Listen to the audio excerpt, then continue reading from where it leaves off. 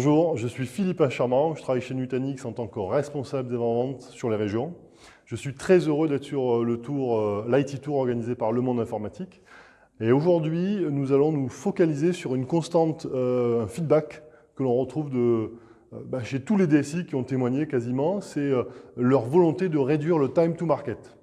Ça nous a inspiré et on a travaillé sur le sujet et on s'est dit, tiens, ça serait bien de pouvoir tirer parti de l'expérience Nutanix dans la façon dont nous avons réussi, l'histoire jusqu'à qui nous sommes devenus aujourd'hui, ce que nous offrons, et finalement cumuler ça avec une inspiration qui vient d'un ouvrage qui s'appelle « Le paradoxe du choix », écrit par Barry Schwartz, qui consiste finalement à revoir l'évaluation de ces besoins que l'on pense être les vrais besoins, mais qui sont souvent trop tournés vers le perfectionnisme, les revisiter pour finalement se rattacher aux besoins réels et être plutôt dans une démarche satisfactionniste.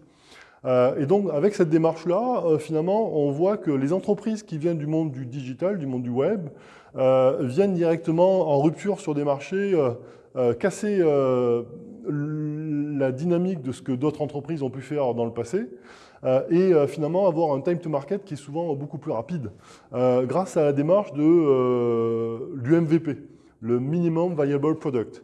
Le MVP, c'est créer une solution logicielle, si c'est du logiciel viable, qui permettra de générer du revenu.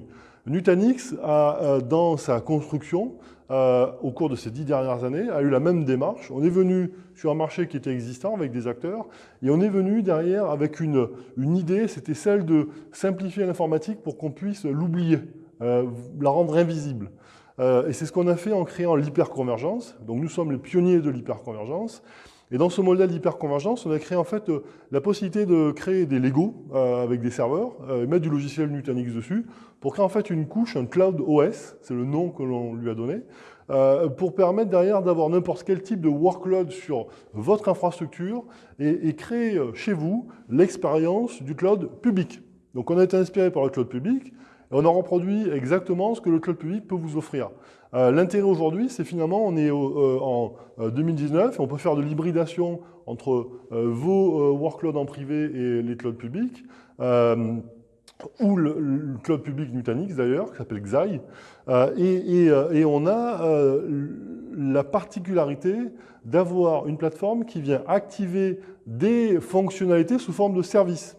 On retrouve des services de machines virtuelles, services de containerisation, où on s'occupe de la partie cluster Kubernetes et vous vous occupez de gérer les conteneurs. On va offrir des services de desktop as a service, de database as a service. On va ouvrir une solution qui va permettre de créer des catalogues de services aussi, catalogues simples et des catalogues beaucoup plus complexes avec des blueprints, et de créer en fait une chaîne DevOps interopérable dans l'ensemble de vos projets qui vont permettre de se focaliser sur les métiers et transformer finalement tout ça pour que vous puissiez apporter de la valeur à l'entreprise qui vous emploie.